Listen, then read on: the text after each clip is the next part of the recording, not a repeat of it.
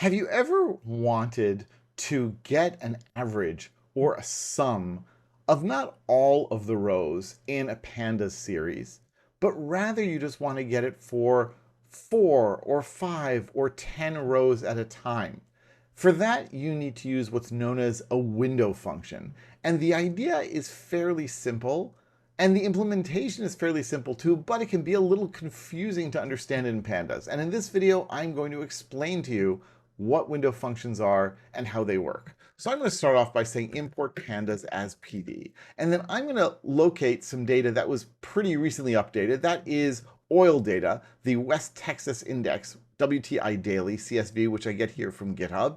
And while it's displayed here in what we're looking at in a very nice CSV format, if I really want to download it, I have to click on this raw button and get a URL. So I'm going to do that here. I'm going to say URL equals this thing. And I'm going to say df equals pd read CSV from that URL. And if we look at it, we're going to see that actually it has two columns. We have a date column and we have a price column. So I'm going to do a little more work on it. I'm going to say here parse dates equals date. I'm going to say index col equals date.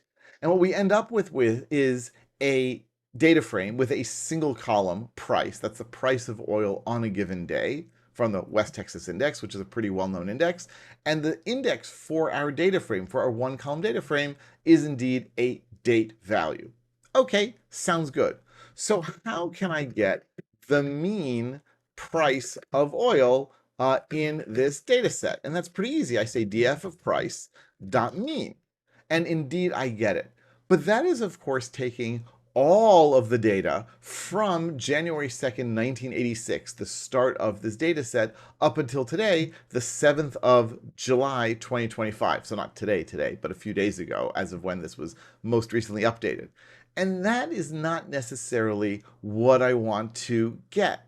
So how can I do it differently? Well, one thing I might want to do is I can say, what is the difference from each row? What is the difference in price that each row shows relative to its predecessor? Right? And this is a pretty common sort of thing to do. Basically, how much did it change from yesterday until today? And to do that, I could just say df.diff. Or if I really want, I can say df price.diff. It's not really going to make any difference. Haha. And if I do that, we see here I get back a series because I asked for df of price, which is a series, it's a column, and we get for every single value how much it went up or down since the previous value. This is a comparison from one row's value to the previous row's value, to the previous, to the previous, to the previous. And this is showing us daily differences, one day at a time. Not so bad. But I can do something even better if I really want. I can say df of price, and watch this. If I say diff, I can actually say not just diff and take the default period being 1, but I can say here periods equals, and then I can give any number I want. In other words, don't compare the current value with the previous value, rather compare it with some number of values before ours. In other words, let's say 7, and this means show me how much the WTI index changed in the last week. And sure enough, I'm going to see then how much it changed. It's going to be a different number. Now you can already see from the printouts here that when I did diff with the default periods of 1, the first value in the resulting series was nan, and that's because that was the first value there. In this case, because I said periods equals 7, the first 7 values will be nan. We only see the first 5 and the last 5 because that's how Jupyter displays things, but that is indeed going to be the case. The first 7 will be nan and the rest will not be. And I can choose any number I want for those periods. So this is one built-in simple kind of window function. It gets us already thinking in the right direction of from row to row. I can also say df of price dot percent change.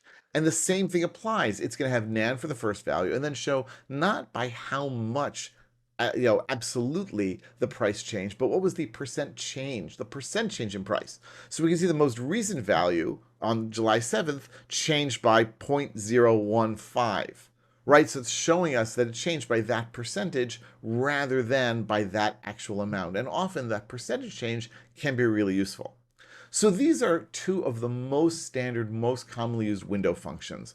But we can use other kinds of window functions too. I'm just going to show you briefly 2 or 3 examples. If we go to the windowing operations page in the Pandas documentation, it shows that there are a bunch of different ways to do this. For example, and this is not going to make sense with the oil prices, I'm just going to show it to you, I can do what's known as a rolling window. Actually, I'll show you one that does make sense. I'll first show you one that does not make sense, then I'll show you one that does make sense. So the example they show here is s.rolling, window equals 2.sum. What in the world does that mean? That means that we are going to call sum on every window of 2 values. In other words, what Pandas is going to do is take our entire series and divide it. Well, basically, it's going to have what's known as a sliding window. It's going to take the first 2 rows and compute their sum.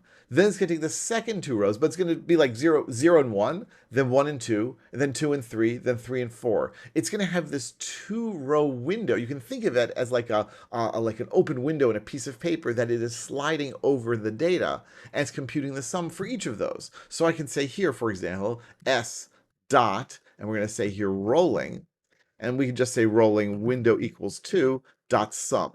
Now again, oh, it's not going to like this. Oh, because S is not defined. I have to say df of price. Helps to call the right thing. And sure enough, what are we getting? We are getting the total price of oil from the 7th and the 6th. Oh, look at this. And it goes back more, right? Well, obviously the dates are not exactly day by day because we have weekends as well. But it's going to take 2 values, then 2 values, and 2 values. Now, again, this makes no sense. No one is interested in adding the values of oil on 2 different days. But you might be interested in computing the mean. Right, because that's going to soften it a little bit. Instead of seeing the jerkiness of going up one day and down the next day, we're going to say, well, how much was it on average in these 2 days? Or maybe I'll want to do window equals 7, which will still give us a daily report.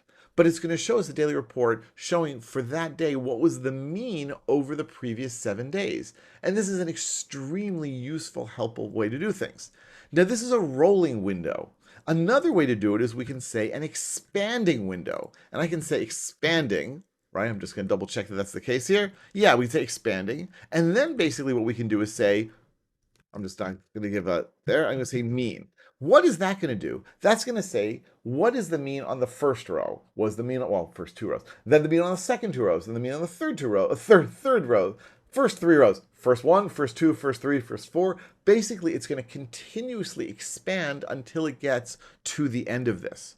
And that's a great way to sort of see over time how have these averages changed.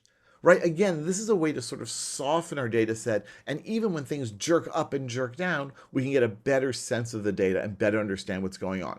So these are a few of the examples of both the built-in windowing functions that Pandas comes with, and the ways that we can apply other methods that come with it to either rolling or expanding windows. I should add there are other windowing operations as well. There's a weighted window, there's the exponentially weighted window, where you can basically say that earlier values and later values are worth more. I've honestly never used those, but I know that those are useful as well.